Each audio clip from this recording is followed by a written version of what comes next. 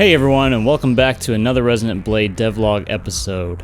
Sorry it's been a while since the last devlog, but I've still been making a lot of progress on the game and have actually been working on getting its Steam page ready. There's a ton of art assets that I needed to create and tweak, along with a new trailer that I've been working on that highlights a lot of the more recent updates that I've added into the game. But before we get into that, make sure to check out the last couple of videos where I added in a bunch of new enemies and player abilities.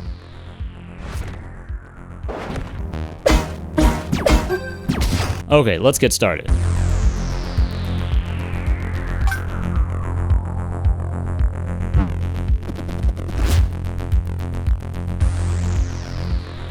So like I said before, I've been spending a lot of my time getting Resonant Blade's Steam page up and running. I had to create a bunch of new art assets, and I don't really consider myself an artist at all, so this took a little longer than expected. A lot longer. Setting up the Steam page is taking a little while, but the bulk of this work should only have to be done once. One of the more tedious things when it comes down to setting up the Steam page is having so many different resolutions for your game art. Sometimes it's easy to just scale something up without any weird artifacts, but other times you'll have to go back over it with a fine-tooth comb to get it nice and tidy, especially for pixel art.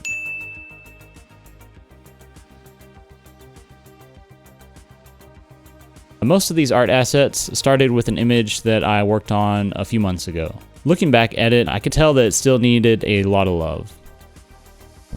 A lot of the changes were fixing Atlas's proportions and getting some more contrast in the colors. Adding things like some cool particles into the foreground and a glowing aura around Atlas and the Resonant Blade really added some more depth and made things pop. I took it a step further and worked in a dark synth robot into the background. I actually took that from another cutscene that I've been working on.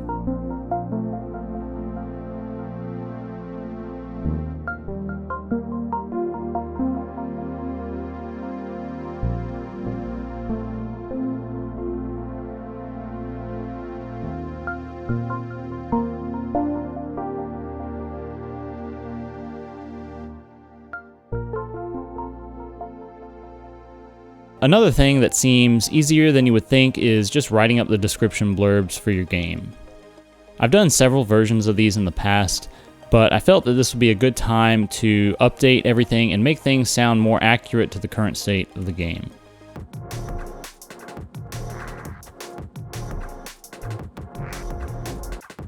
I wanted to try and make the gameplay description more interesting and also add in some more detail to the backstory. I'll need to go back and do this for the game's website as well. Another little detail that I added for the Steam page is some visual banners for the subtitles in the description. And then one more thing that I still need to go back and add to the section is a few GIFs to show a potential buyer some of the quick action of the gameplay. The last big thing to add to the Steam page is the game's trailer. I've done a few trailers in the past, but they're pretty dated now and don't represent the game currently. This was a chance to make the trailer a lot better too.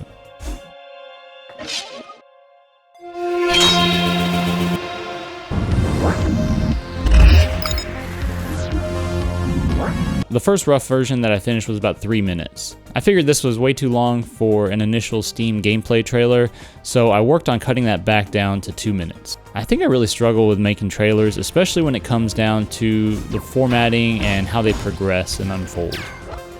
I know that some people just want to hear about the story and see all the cutscenes and get hyped up about the game, but I knew that I needed this to be a little more action-packed and showcase some of the game's mechanics and features.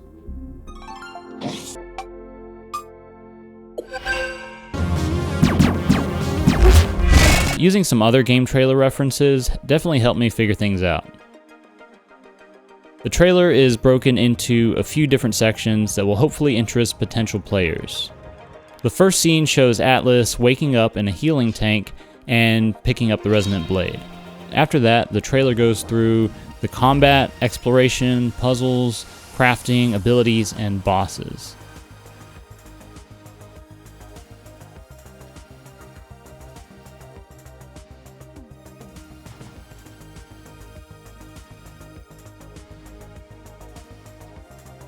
I tried to keep the edits on the shorter side to help emphasize the action and hopefully keep the viewer more engaged.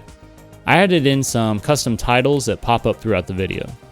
Right now I'm finishing up the final details of the trailer, and it'll be releasing soon on this channel, so stay tuned.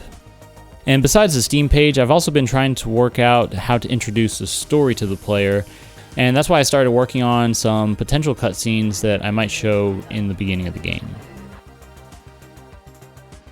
Overall, I'm pretty happy with the progress I made with the Steam page so far, and I'd say I'm about 90% there. Alright, that's it for this week's episode. Don't forget to subscribe to the channel if you want to see more content like this, and give the video a thumbs up if you liked it. As always, thanks for watching everyone, and I'll see you next time.